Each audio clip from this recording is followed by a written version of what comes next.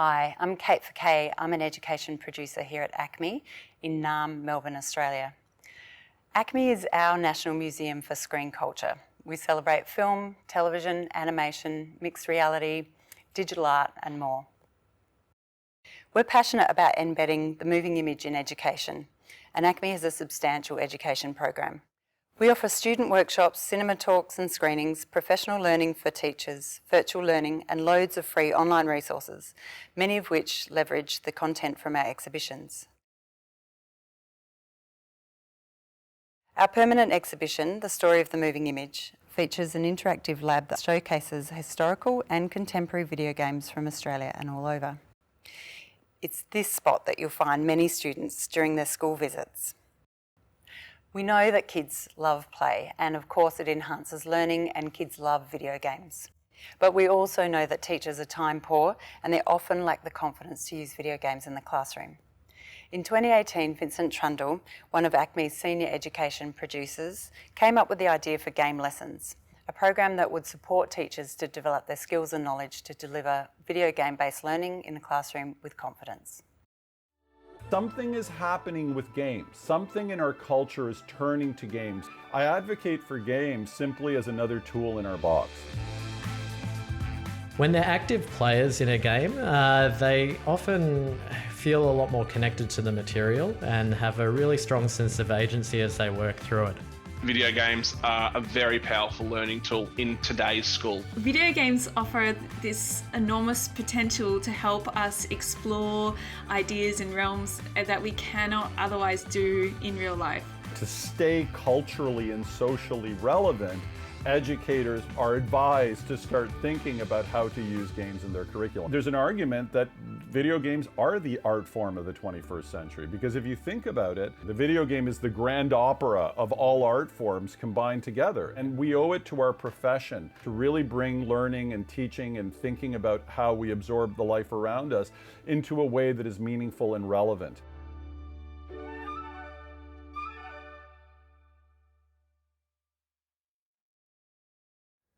Through our past school projects, including GamesNet, the Education and Games Teacher Summit and teacher focus groups, we identified a range of barriers that teachers might come up against when trying to bring video games into the classroom. These included things like the lack of technical confidence teachers might have, the idea that video games are sort of all bad, the big stigma around video games, and also that some video games are quite expensive. We knew if we could show teachers how video games will spark the creative minds of their students, how to motivate them, how to get them interested in the syllabus and how to bring that syllabus to life, that we'd get the teachers interested. So we knew that if we collaborated with expert teachers who already use video games in their classroom, that Game Lessons would have a much greater chance of succeeding. Plus, it's lots more fun.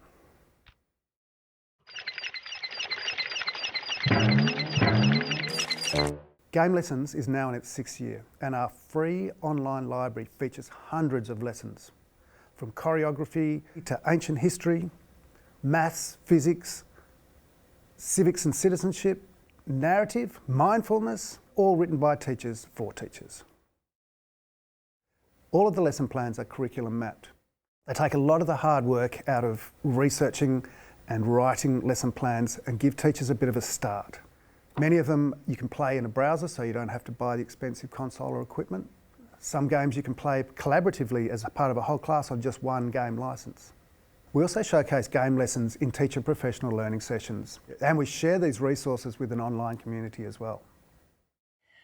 So why do teachers say that video games work so well for engaged learning? Because I've always had an interest in gaming, and because it's such a big industry, I kind of think to myself, well, why aren't we using it more? And the educational opportunities for video games I found really exciting. It allows students to, utilize a little bit about what they know, and it just it feels unconventional, even though it shouldn't. So it gives them something a little different than just, write an answer on a worksheet and away you go. There's an element of them being a part of it because they're then becoming the players, and that gives them a really strong sense of agency, which I really value in my classes, because they can take it in all manner of different directions depending on how you play. And it really, like, I guess for many of my students, they found the experience of using games in the classroom not only engaging, but they found they connected deeper to the content, which I found really useful. Games are as varied and diverse as film. There are very violent games that I would never put in front of students, like GTA 5, but there are also beautiful, beautiful works of art that are moving and emotive and really powerful. Literacy is now understood as a means of identification, understanding, interpretation, creation and communication in an increasingly digital, text-mediated, information-rich and fast-changing world. Popular culture, music, film, television, fashion, games, they all reflect who we are and who we aspire to be. And they all connect us, they build our memories and they help us make meaning of the world. Used with purpose, popular culture texts and technologies are a fun and valuable resource for learning and can be leveraged effectively for literacy learning, and this includes video games. Video games are just rich and multimodal texts. They also include genre, conventions, viewpoints, characters, plot, story, etc. But in addition, you also have the added bonus of immersion, interactivity, and team play. Now I'd love to share with you how teachers are using the comedy game Untitled Goose Game in the classroom to activate literacy and have a bit of fun with their students.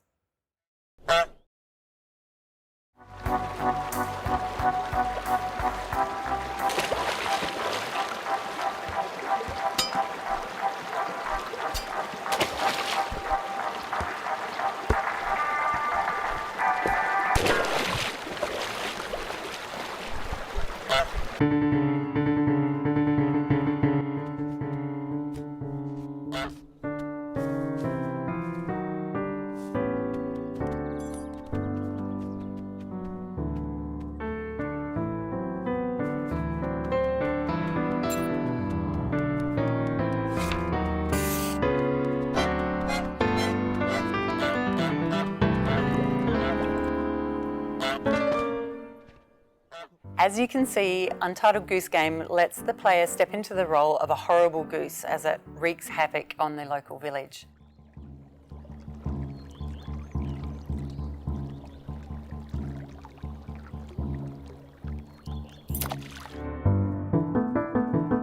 Every player gets a list of to-dos, including stealing the farmer's keys, the radio, and causing general mayhem.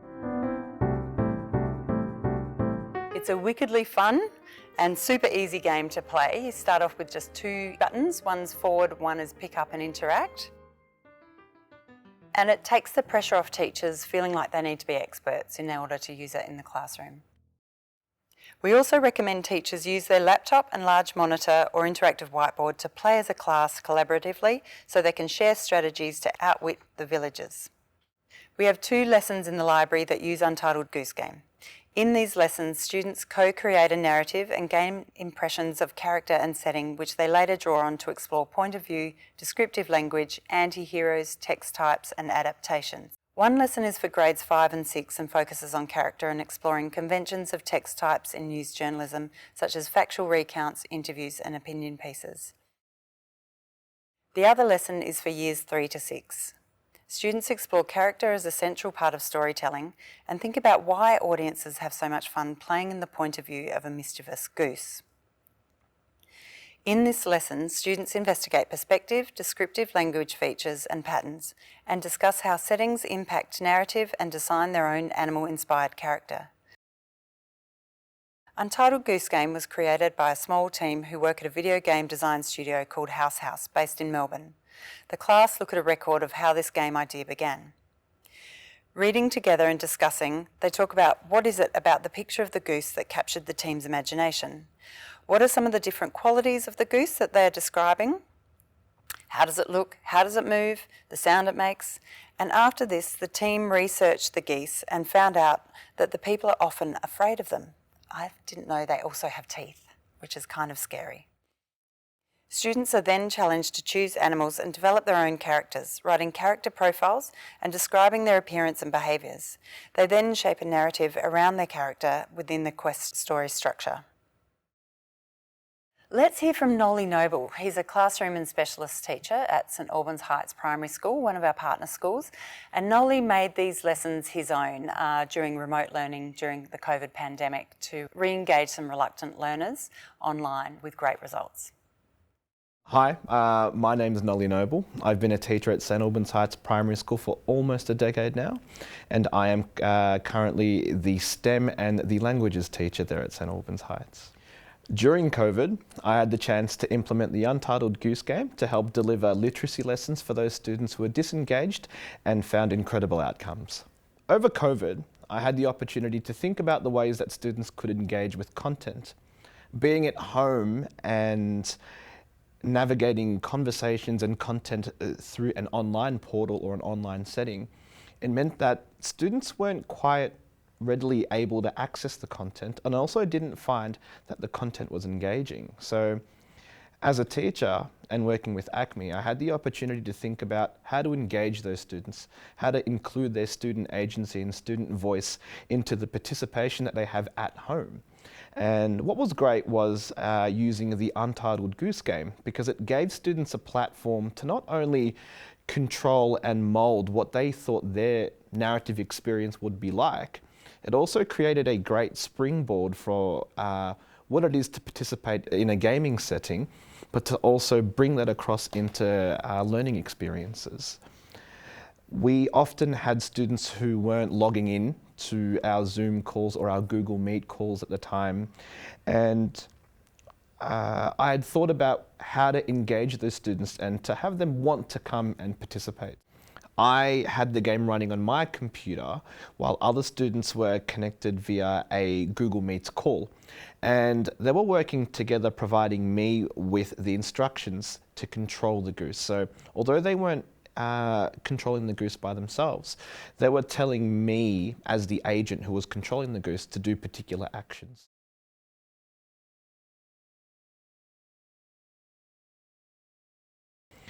Working offline, it meant that students were physically able to participate using the game. So their ability to actually control the characters, to be the main character in a video game physically, so using either a controller or a mouse and keyboard, allowed for the students to really come to terms with creating their own narrative, to really drive their own experiences. The aims of the lesson were for them to start using descriptive language. We found that students weren't using adjectives nearly as enough to create a more deeper body of work or to create more in-depth sentences that describe particular characters. They also wanted to sequence the events. They wanted to unpack and describe what they did as the goose in the Untitled Goose Game. They wanted to express that they stole the keys, that they turned on the radio and moved the radio to a different location so that the farmer would follow that particular radio and they'd sneak in.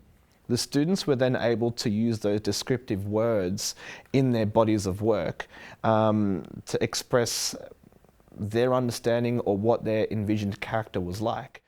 After observing the students participating and playing the video game, after having that experience, the students had realized that there were certain feelings that they could see the farmer experiencing there. There was a level of empathy that the students were able to experience participating in the video game. Some of the students were also thinking from the lens of the goose itself. What were the reasons behind the goose and his actions or his motivations? What was he feeling that particular day? Was that goose really entitled? Was he feeling quite annoyed at the farmer? Had he stolen some eggs, for example? Asking the students the question, how do you think the characters felt?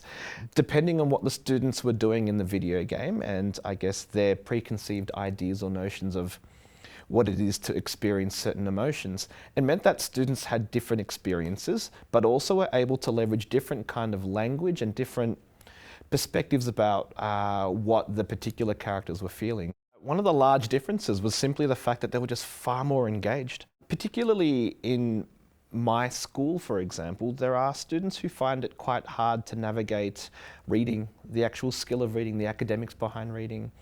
There are barriers of entry behind reading a book, particularly for students who are quite new to the English language, for example, or who find neurological differences in how they unpack content and information. And using a video game broke down those barriers of access for those particular students. It made barriers of entry cease to exist. Students were able to navigate and to participate in that content without anything or any sort of factors that held them back. I found that the implementation of the video game was very easy, it was very quick, and it's just so intuitive that there isn't much thinking or much planning involved in the actual participation of the video game. Here are some responses from the students after participating in the lessons.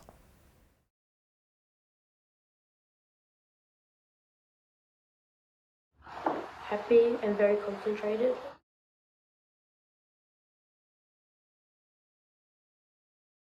It's a little satisfying because kids learn about feelings and they try to take care of each other.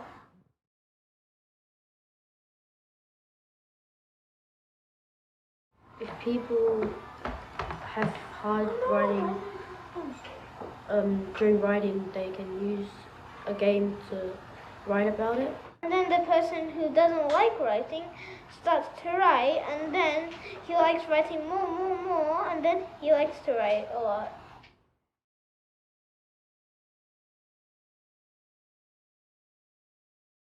The groundskeeper felt very ferocious and furious and very upset because the goose tried to take his keys, put the rake in the lake, and then tried to take the pumpkin from the farmer's pumpkin bed.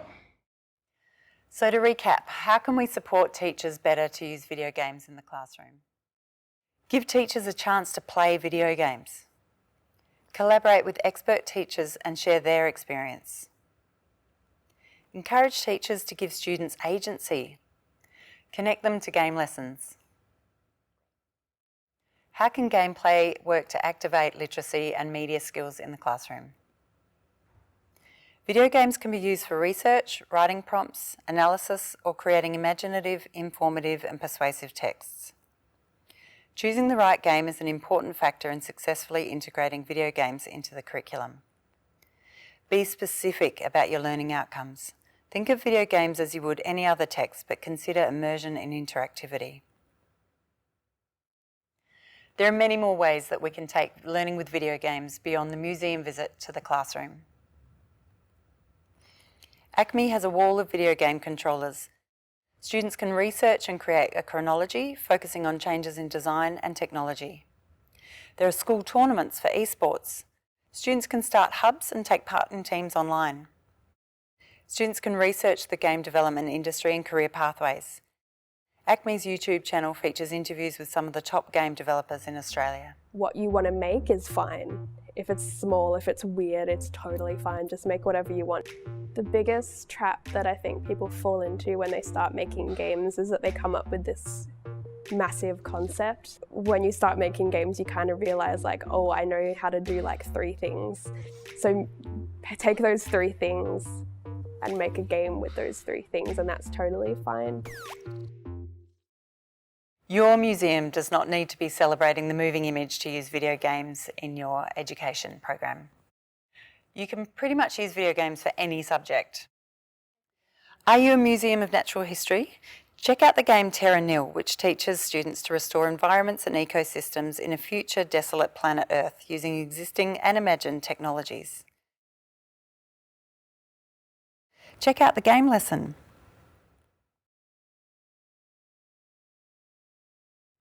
If you have an idea for game-based learning but you're not sure how to do it, feel free to reach out to us. acmi.net.au/game-lessons.